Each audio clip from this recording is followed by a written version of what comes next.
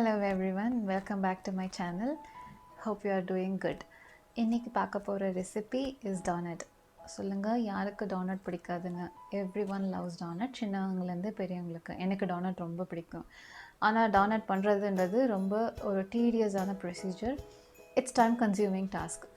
So first அது நம்ம east போடணும், அது ரைஸ் ஆகணும், அதுக்கப்புறம் அது ரோல் பண்ணணும், ஃப்ரை பண்ணணும், திருப்பி அது ரைஸ் ஆகணும், திருப்பி ஃப்ரை பண்ணணும். ஸோ யாருக்கு அவ்வளோ நேரம் இருக்குது இதெல்லாம் செய்யறதுக்கு?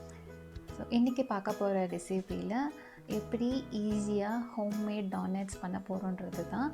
And it requires only 30 minutes of your time and that too with the very minimal ingredients, and the net result is same.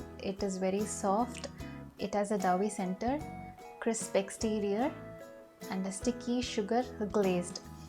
And best of all, in the recipe we are not going to use yeast. So since there is no yeast involved, there is no waiting time for rising and rolling, so which is a win-win. So let's get started. தேவையான பொருட்கள் 250 grams of self rising flour. Self rising floor இல்லைன்னா 250 grams of மைதா எடுத்துக்கோங்க. இந்த வீடியோவில் நான் மைதா use பண்ணி தான் பண்ணுறேன். அண்ட் 250 grams of மைதாக்கு நம்ம 1.5 ஸ்பூன் பேக்கிங் பவுடர் போடுங்க.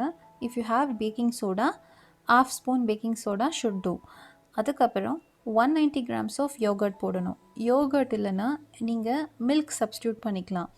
ஸோ நீங்கள் மில்க் யூஸ் பண்ணும் போது நீங்கள் கொஞ்சம் பார்த்துக்கோங்க, கொஞ்சம் கொஞ்சமாக ஆட் பண்ணி நீங்கள் அந்த மைதா ஃப்ளோரோட மிக்ஸ் பண்ணுங்கள். It shouldn't be very watery. நம்மளுக்கு வந்து பால்ஸ் இல்லை பாக்கெட்ஸ் போடுற அளவு கொஞ்சம் திக்காக ஒரு கன்சிஸ்டன்சியில் இருந்தால் போதும்.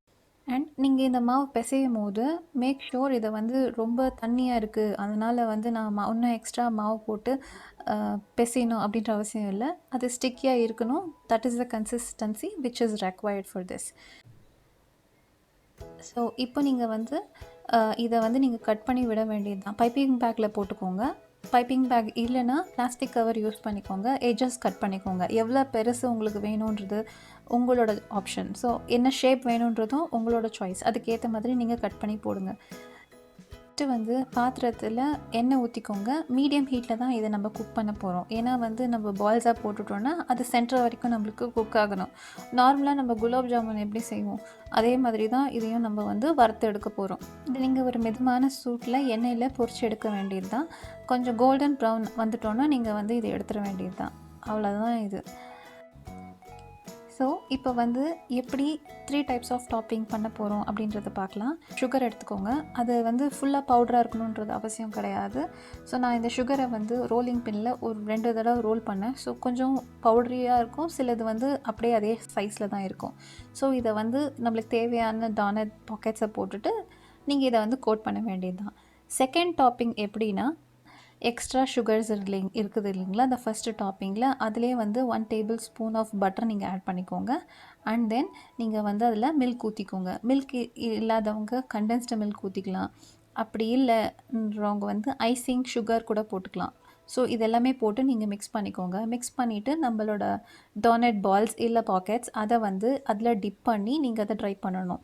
இப்போது இது சாக்லேட் கோட்டட் உங்களுக்கு வேணும்னா இதே மிக்சரில் நீங்கள் வந்து கொக்கோ பவுடர் ஆட் பண்ணிக்கிட்டிங்கன்னா இது சாக்லேட் கோட்டட் ஆயிரும். கொக்கோ பவுடர் இல்லை அப்படின்னா நீங்கள் நட்டெல்லா யூஸ் பண்ணிக்கலாம், இல்லைனா எனி மெல்டட் சாக்லேட்ஸ் யூஸ் பண்ணிக்கலாம், dark chocolate, however you want it. நீங்கள் உங்கள் வீட்டில் ட்ரை பண்ணிவிட்டு சொல்லுங்கள் இது எப்படி உங்களுக்கு வந்ததுன்றது. எங்கள் வீட்டில் இதுதான் கரண்ட் ஃபேவரட். இந்த வீடியோ உங்களுக்கு பிடிச்சிருந்ததுன்னா லைக் பண்ணுங்கள், ஷேர் பண்ணுங்கள், கமெண்ட் பண்ணுங்கள். மறக்காமல் சப்ஸ்கிரைப் பண்ணுங்கள் என்னோடய சேனலுக்கு. தேங்க்ஸ் ஃபார் வாட்சிங். See you soon.